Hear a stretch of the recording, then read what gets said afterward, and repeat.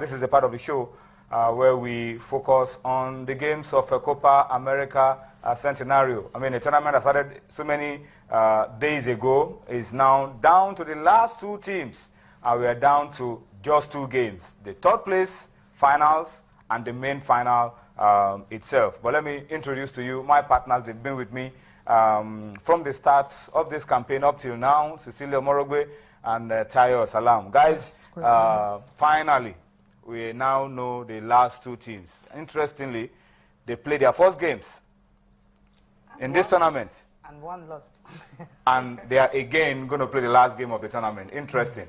And these two teams were the last two teams standing the last time we had this competition. There's no better setting for me than what we have on Sunday. But before we talk about what's going to be happening on Sunday, let's take it one step at a time. Let's review what happened earlier today. Colombia against Chile. Let me start by showing you the results of that game. Semi-final games. And you can see USA losing 0-4 to Argentina. That was yesterday. Wednesday, yeah. Of course, Colombia earlier today losing 0-2 to Chile. All right. So these are the results of the two semi-final games. Quick reaction. Let me start with Tayo.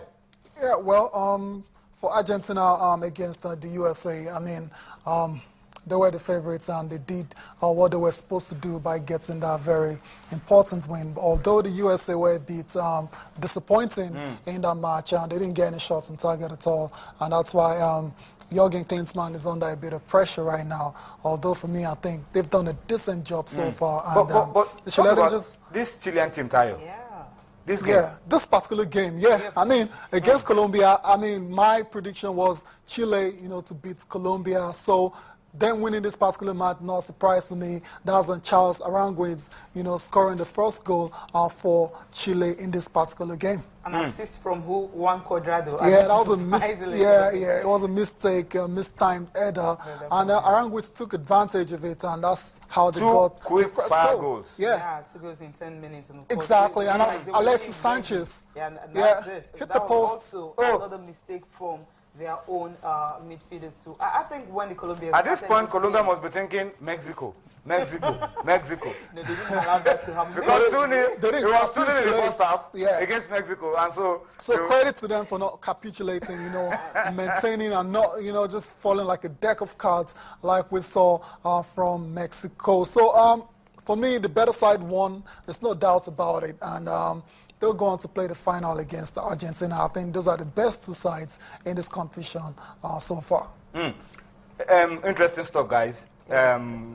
Chile started this tournament by losing, but they have improved with every game. They have gelled, they've played better, they're stronger, and now suddenly everybody's thinking about a final that has become too close to call. Yeah, it is. This was the interference that I was going to talk about. I mean, why the Colombians did not concede as much as the Mexicans, because there was a whole lot of thunderstorm rain for like 2 hours, and even the CONCACAF personnel were even saying that they might even postpone the game. They'll play the game the second half later. But after 2 hours, they were able to return to the field of play, and of course they continued. It's like after that time, the Colombians were able to get themselves back. The mistakes they made in the first half, they did not need to do that. So 57th minute, one of their players was also red carded, and they ended up playing the remaining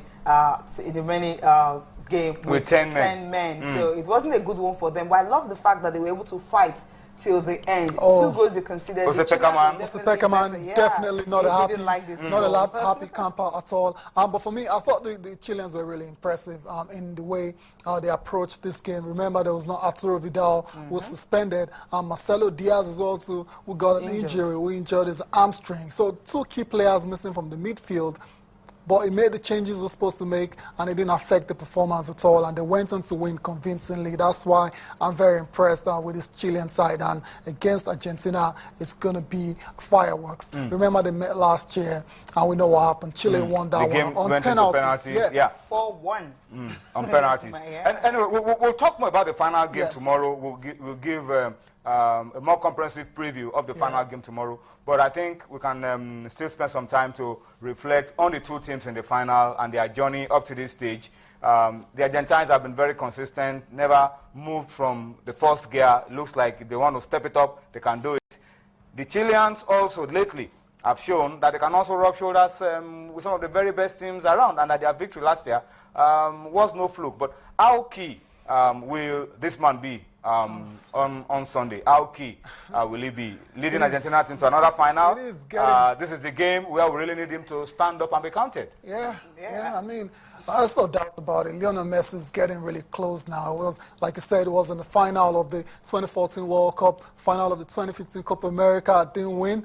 Now it's got another opportunity, against familiar opposition, to make his mark. And I think he'll do it this time around. Lionel Messi is going to end up, winning his first major for Argentina. And with the senior national team. Yeah, and all those criticisms will stop.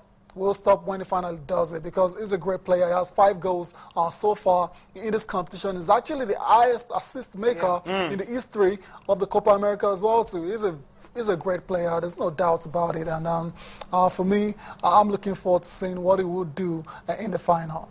Okay, well, as I said, we'll talk more about the final tomorrow. But let's reflect on another game that will be played. 2 games left to be played in this competition. There's a third place game. They call it the losers final. It's a lot difficult to psych up your players after losing the semi-final game to come out and play one more game and then psych them to win. But what do you think will be happening in this one? The United States against Colombia, they also played from the same group. Yes. The Americans lost to Colombia, but they have a chance to make amends and perhaps end in third place and salvage some pride. Yeah, even the name losers final. I mean, it's somehow, that's maybe we'll just call it third place final. Yeah, third place match. Yeah, that's better. So third place is much more better. But with Jürgen Klinsmann actually under pressure right now because of the way they actually lost to Argentina, couldn't even get a shot on goal. So I think all the players will know what this means to all of them, to the country alone. I mean, finishing third will be a better one for them. He says he wanted to get to the semi-final. They got to the semi-final, and now at least he needs to get one step further. And the Colombian teams that I saw against the Chileans, I think the U.S. will need to be at their very best to be able to take them out. That's how it's going to be. It's going to be very, very difficult for them. But normally, the Americans that we know, from the way they played at the group stage, getting to the quarterfinals and even reaching the semifinals, I think they can just pull up something here. But all the players actually need to come out and play. They need that. I mean, they shouldn't be the only player you can actually mention in the Colombian team that they can be afraid of is James Rodriguez. But Rodriguez doesn't have a very fantastic. Now there's Baca as well. Yeah, they've got some decent players. Yeah, who can help him. Baca, like you mentioned, now is a good player. Juan Cuadrado is a good player. Zapata is a good guys can do the damage. In terms of quality, they're a better side than the USA. They've got more names than the USA. But for me, the USA, they've done a decent job by getting to the semifinals already. And for them, to play Colombia, when they met them earlier in the tournament, they lost by 2-0. So it's an opportunity, to avenge that defeat. And with their own fans behind them, trust me, the fans will turn up again to support the USA. And finishing third in a competition that has 16 teams is a massive 16 achievement. Top teams. Exactly, for a team like the USA. So I think they'll go all out. Contrary to what a lot of people are expecting, a dead rubber match. It's not going to be a dead rubber. It's going to be very, very competitive. And the USA, will really would do well to emerge victorious in this one. All right, let's just try to give you a little bit of taste of what to expect tomorrow. Argentina, by showing you the fixture for the final of Copa America Centenario. It's the final game. It's the last game of the competition. It's a very significant edition of the competition. This is 100 years of Copa America. And guess what? It's Argentina against Chile again. So what will happen in this one? This is what everybody's been waiting to see.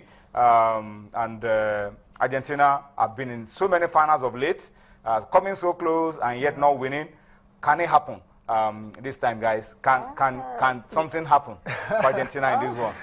Yeah, I mean, both sides have got, they've got equal chances of winning this particular one. But like I said, we'll come back tomorrow to do, more thorough analysis of the final, and I'll give you my prediction then. Okay. You have enough time to consult your crystal ball, Tayo. Exactly. Sisi. Perfect, Tayo. You want to put out your neck now? Stick out your neck now. I always said from the beginning that Argentina is going to win this tournament. And if you check Copa America, it's always difficult for a defending champion to defend it. I mean, the last team who did it was even the so-called Argentina, and that was in 1946 and 1947. That was long time ago. So since that time, no team have been able to do it. And I don't think Chile will be able to do it.